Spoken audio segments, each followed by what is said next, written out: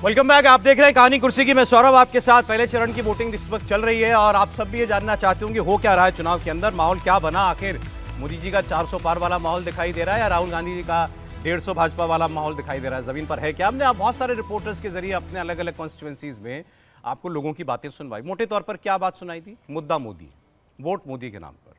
Bye and large बहुत सारे लोगों ने यही रिएक्शन दिया। कुछ लोगों ने ये कहा हमारे यहाँ पर ये तकलीफ है, नौकरी की तकलीफ है, या महंगाई की बात कुछ एक लोगों ने कही। लेकिन फिर वो ये भी कहते हैं कि ये भी सवाल करते हैं कि अच्छा किससे उम्मीद कर रहे हैं फिर आप, ये माहौल कौन ठीक करेगा? ज़्यादातर लोग कह रहे हैं मोदी करेगा ठीक, मोदी आएंगे वही ठीक करेंगे, उम्मीद मोदी से ही है। अब बहुत ज़्यादा अपोजिशन के लोगों की बात सुनने को नहीं मिली। अब या तो वोटर अभी जानबूझकर नाम ले नहीं रहा है किसी का, वो मोदी का वोटर खुलकर जो है बम बम होकर के वोकली अपनी बात कह रहा है, ये बात भी हो सकती है। कई बार क्या होता है कि जो ऑपोजिशन, कई बार चुनाव लड़ने वाले जो हैं वो अपनी स्ट्रैटेजी रिवील कर देते हैं। वैसे तो ये इंटरनल मीटिंग में सब कुछ गुणा भाग लगाया जाता है कि इतना वोट कहाँ से आएगा, इस कम्युनिटी का वोट आएगा, इसके लिए ये करो। कई बार वो अंदर की बात बाहर आ जाती है। ऐसे ही एक प्रत्याशी हैं जोधपुर के कांग्रेस पार्टी के, इनका नाम है करण सिंह उजाड़िया। अब ये अपने समर्थकों के बीच में बात कर रहे थे। ये बात मैं आपको इसलिए बता रहा हूं कि आपको इससे एक सेंस मिलेगी कि ऑपोजिशन क्या सोच रहा है, मोदी का इलेक्शन कहां पर है। अब इनकी बात आप सुनिए जरा।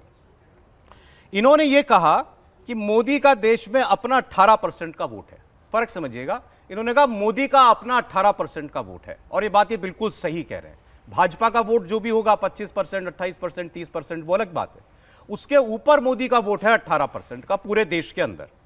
अब इस 18% वोट को न्यूट्रल करने के लिए वो क्या तरकीब बता रहे हैं, ये समझने वाली बात है। उन्होंने कहा कि स्पेशली मोदी के इस 18% जो बीजेपी के ऊपर प्लस वोट है, इसको काउंटर करने के लिए हमें चाहिए अल्पसंख्यकों का वोट, जिसको सरल भाषा में ट्रांसलेट करते हैं तो मुस्लिम वोट। और उन्होंने कहा कि मुस्लिम वोट यूजुअली जो है 60-65% आता है हम लोगों को, लेकिन अगर ये 90-95% वोट पड़ जाए इस बार, मतलब एक तरफा वोट कांग्रेस पार्टी को पड़ जाए इस बार अगर मुसलमानों का, तो वो मोदी का 18% वोट है उसको हम लोग काउंटर कर सकते हैं। फिर हम और मोदी बराबरी पर आ जाएंगे। उन्हीं के शब्द हैं, हम और मोदी बराबरी पर आ जाएंगे और फिर मुकाबला बन जाएगा। खुलकर उन्होंने अपनी स्ट्रैटेजी बता दी है। आप उन्हीं की जुबानी इसको सुन लीजिए, फिर मैं इस पर आगे बात करता हूं कि क्या वाकई ऐसा हो सकता है। आज से तैयारी कैसी करें कि वो वोट हमारे पेटी तक जाए और पेटी में पड़ जाए। स्पेशली मैं माइनॉरिटी से अपील करूंगा कि वो उनकी वोट कास्टिंग, मोदी का जो फैक्टर है वो हिंदुस्तान में 18% है। 18% ये है मोदी का खाता, और हमारे माइनॉरिटी का जो वोट कास्ट होता है वो 65% के आसपास होता है। अगर माइनॉरिटी का वोट 90% हो जाए तो मोदी का खाता तो वैसे ही खत्म हो जाता है, फिर कांग्रेस और बीजेपी बराबर हो जाती है। जो मोदी है, पोती या जूता एपटम चलता है, बीजेपी तो है ही नहीं आज के दिन देश में, क्या जो मोदी है। आपने सुना, वो कह रहे हैं बीजेपी तो है ही नहीं देश में, मोदी है। मतलब मोदी के नाम पर ही है जो कुछ भी है। अब उन्होंने जो अपने आंकड़े जो दिए हैं राहुल जी कि 18% पर मोदी शुरू करते हैं अपने पर्सनल वोट से, उसको काउंटर करने के लिए माइनॉरिटी का, मुसलमानों का 90% वोट गिराओ। आपको क्यों लगता है कि पश्चिम बंगाल में जो ममता बनर्जी है अचानक जो है मुसलमानों की बहुत ज़्यादा बात कर रही हैं, वो चाहती हैं पोलराइजेशन हो जाए। 27% वोट जो मुसलमानों का वहाँ पे है वो अपनी तरफ करना चाहती हैं और उसके बाद मुकाबला करना चाहती हैं। तो ये सबकी स्ट्रेटजी है। अब समाजवादी पार्टी की आप बात कर लीजिए, समाजवादी पार्टी का जो समीकरण रहता है वो रहता है कि आप यादव वोट ले लीजिए और मुसलमान वोट ले लीजिए, तो उससे वो बराबर करना। अब बीएसपी की स्ट्रेटजी क्या आ रही है? बीएसपी ने अब जो स्ट्रेटजी अपनी शुरू की है, क्योंकि दलित वोट जो है वो बट गया है वहाँ पर, जाटव वोट और बाकी दलित वोट जो है आपस में टूट गया है। बाकी जो जाटव के अलावा दलित वोट है वो अब बाकी पार्टियों को पड़ने लगा। ऐसे में बीएसपी ने अपनी स्ट्रेटजी क्या की है? मुस्लिम, उसके बाद जो ये बचा हुआ जाटव वोट और एक और जाति, ये उनकी मतलब ऑपोजिशन की पार्टी कोई भी, उसमें एक एसेंशियल वोट है मुस्लिम वोट। वो मुस्लिम एसेंशियल है, वो चाहिए, एसेंशियल है, क्योंकि उनको पता है कि प्रधानमंत्री नरेंद्र मोदी के नाम पर उनकी अपनी एक और कॉन्स्टिट्यूएंसी बनती जा रही है। आप सहमत है वो जो उन्होंने कहा 18% मोदी का अपना वोट है? 18% है या नहीं है मैं, पर नरेंद्र मोदी का अपना एक बड़ा वोट है जो बीजेपी के वोट में ऐड होता है, और वो कोई खास बीजेपी काडर का वोट नहीं है, वो बाकी लोगों का वोट है जो कि नरेंद्र मोदी की जो पॉलिसीज हैं उनको पसंद करते हैं, उनको लगता है कि नरेंद्र मोदी एक ऐसे प्रधानमंत्री है जो देश को आगे लेके जा रहे हैं, इस कारण वोट है। सरल भाषा में कह दूं, एक ऐसा वोटर जो शायद अगर मोदी ना हो, केवल बीजेपी हो, तो वो शायद सोचेगा कि मैं इसको दूं या ना दूं। मुद्दों पे वोट, लेकिन मोदी है तो मोदी के नाम पर जा बिल्कुल हो रहा है। ठीक है, अब वो जो तरकीब बता रहे हैं उसको काउंटर करने की कि हम बराबर कैसे आएंगे मोदी के 18% इस वोट की बराबरी करने के लिए 90% माइनॉरिटी का वोट हो। लेकिन क्या ये चुनाव ऐसा है, आपको लगता है कि कांग्रेस पार्टी को या जहां भी संयुक्त उम्मीदवार है एक तरफा 90% वोट पड़ेगा? देखिए, मुझे लगता है कि राजस्थान में अगर बात करें या मध्य प्रदेश में बात करें या छत्तीसगढ़ में बात करें तो सीधे सीधे भाजपा और कांग्रेस ही तो थी। गुजरात में बात करें तो सीधे सीधे भाजपा और कांग्रेस ही तो थी। क्या किसी और पार्टी को मुस्लिम वोट जाने की स्थिति है? नहीं है। उत्तर प्रदेश की बात करें तो समाजवादी पार्टी और बहुजन समाज पार्टी 2019 में मिल गई थी, उसके अलावा क्या कहीं वोट जाने की स्थिति है? नहीं है। अगर इसके बावजूद 2019 का भारतीय जनता पार्टी का प्रदर्शन रहता है, और देखिए उन्होंने 18% कहा, लेकिन कम से कम हम लोग जब बहुत बारीकी से देखते हैं तो 10% के ऊपर तो हर लोकसभा क्षेत्र में नरेंद्र मोदी का अपना वोट है, जो 2014 से दिखा, 2019 में दिखा और 24 में भी दिख रहा है। अब लेकिन सवाल यह कि जैसे ही वो कहते हैं कि उसको बराबर करने के लिए मुसलमान का 90% ले आएंगे, तो वो तो पहले से ही मिल रहा था। इसका मतलब ये होगा कि जो मैं बार बार कहता हूं ना कि आप उनकी बात करते करते अपने साथ जो खड़ा है उनको भी उसके पाले में खड़े कर देते हैं। यानी बार बार आप ये करें कि नरेंद्र मोदी को हराने के लिए 90% मुसलमान हमें वोट करे, और इसके पहले ये वाला बयान वीडियो वायरल हुआ था 2018 के विधानसभा चुनाव में कमलनाथ का हुआ, और तब भी क्या हुआ, जनता ने दिखा दिया। अब सवाल यही है कि क्या वही परिणाम होने जा रहा है कि देश भर में मुसलमान वोट एक तरफ जाएगा और उसकी प्रतिक्रिया में जो बचा हुआ हिंदू वोट है वो भी शिफ्ट कर जाएगा? क्या ये सवाल ज्यादा ऐसा हुआ पिछले चुनाव में? बिल्कुल हुआ। चुनाव आप देखिए 14, 19 राजस्थान और जो विधानसभा के भी चुनाव हुए उसमें बहुत साफ साफ दिख रहा है आपको। मध्य प्रदेश में जो 23 वाला चुनाव रहा, जिस तरह का क्लीन स्वीप दिखा है, उसमें वो साफ दिख रहा है कि इस तरह की स्थितियां बनी। काउंटर पोलराइजेशन दूसरी बात ये सब कुछ हुआ। 80% वोट जो है वो कांग्रेस को पड़ा है महाराष्ट्र। मैं सर इससे मुझे उनकी बात से जो है जो कांग्रेस के प्रत्याशी, एक और सवाल आया। कांग्रेस पार्टी ने मोदी को रोकने की जिम्मेदारी सीधे मुसलमानों के सर पर डाल दी। मोदी को रोकना है तो आपको वोट करना पड़ेगा 90%। बिल्कुल। आपका अपना क्या है? देखिए, प्रधानमंत्री नरेंद्र मोदी का वोट बैंक कैसे बढ़ा है? 2009 और 2014 के चुनाव के वोट बैंक समझ सकते हैं। 2009 में भारतीय जनता पार्टी को 18% वोट मिला था, और 2014 के अंदर भारतीय जनता पार्टी को 31% वोट मिला था।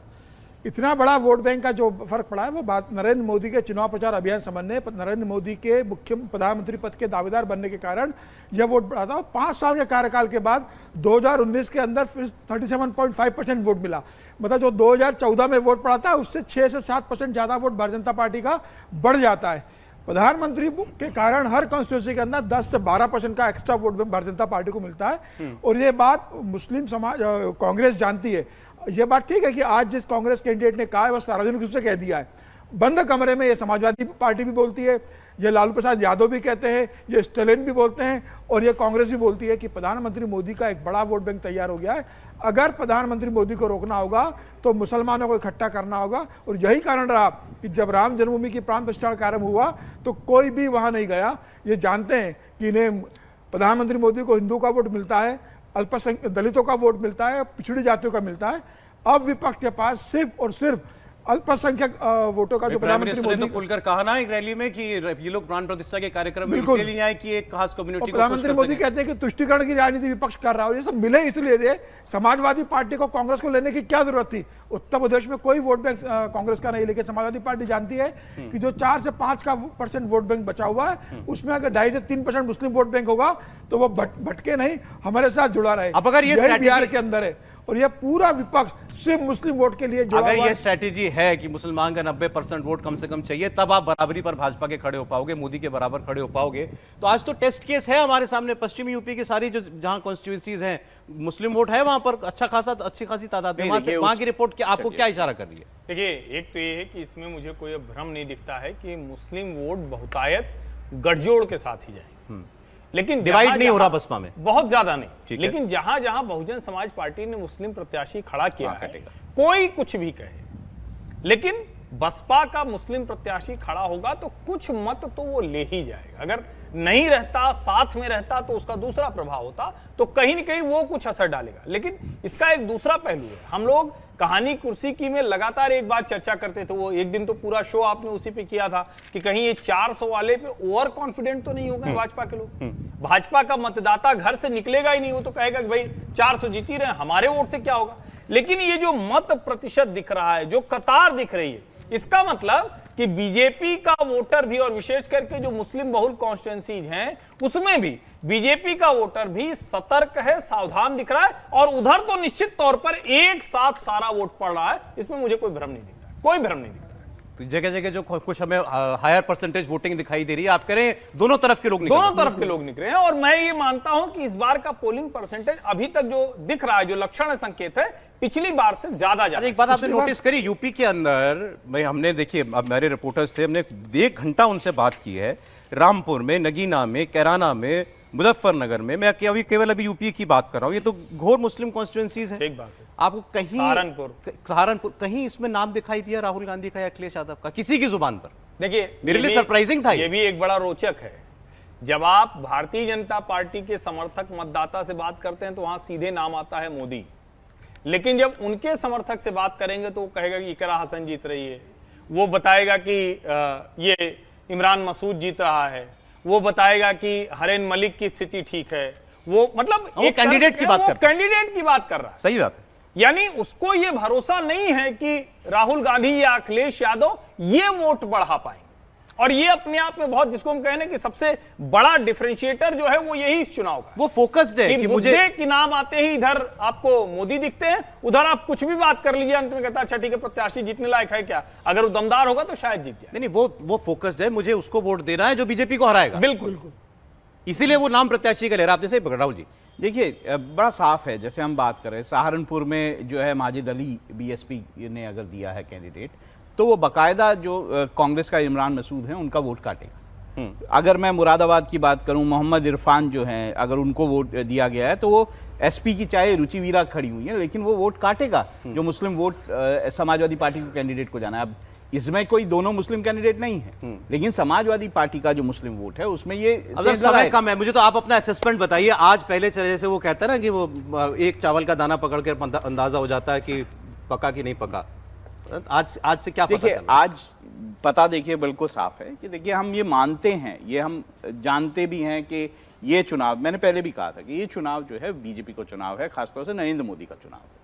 नरेंद्र मोदी को वोट करने जा रही है जनता, ये भी हमारे को साफ साफ दिखाई देता है। अब आपने कहा कि लोग, जब हम बात कर रहे हैं तो वो क्या बात कर रहे हैं, तो हम अगर जितने, अब ये अगर मुस्लिम वोटरों से हम बहुत ज्यादा बात करेंगे तो हमें समझ आएगा वो कैसे जा रहे हैं। जैसे अभी हर्षवर्धन कह रहे थे कि क्या वो कैंडिडेट्स को लेके जा रहे हैं या वो पार्टी को लेके जा रहे हैं, तो उससे समझ फर्स्ट फेज से आप क्लियर है मोदी का चुनाव, अभी मोदी का चुनाव। सर देखिए, मुझे लगता है कि पहले फेज की जो 102 सीटों पे चुनाव हो रहा है, अगर 2019 की बात करें तो 69.9% वोटिंग हुई थी इन 102 सीटों के ऊपर। मुझे इस बार लगता है कि प्रधानमंत्री मोदी के कारण 75% के ऊपर वोटिंग जाने वाली है और सिर्फ मोदी के लिए वोट पड़ने वाला है।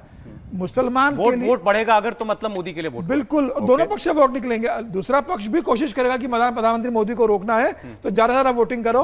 और भारतीय जनता पार्टी के पक्ष में भी एक बड़ा वर्ग है जो वोटिंग करने जाएगा कि प्रधानमंत्री मोदी को तीसरी बार देश की सत्ता सौंपना है। ठीक है सर, इस बार 75-70 बहुत शॉर्ट। देखिए, लोगों के मन में कहीं न कहीं ये आया कि कहीं ऐसा तो नहीं कि हम इतना कुछ कर रहे हैं और उसके बाद अचानक मैंडेट बदल जाए, तो वो वर्ग है जो निकल कर आ रहा है। और वही वर्ग है जो नरेंद्र मोदी के लिए प्लस करता हुआ दिखता है, उधर की तरफ से भी वोटिंग हो रही है। मैं इसीलिए कह रहा हूं ना कि ये बड़ा, जिसको हम कहें कि फेयर इलेक्शन है, एकदम दोनों तरफ से पूरी ताकत लग रही है। आप ये नहीं कह सकते कि गफलत वाला चुनाव। चलिए ठीक, बहुत शुक्रिया। आज कहानी कुर्सी में इतना ही।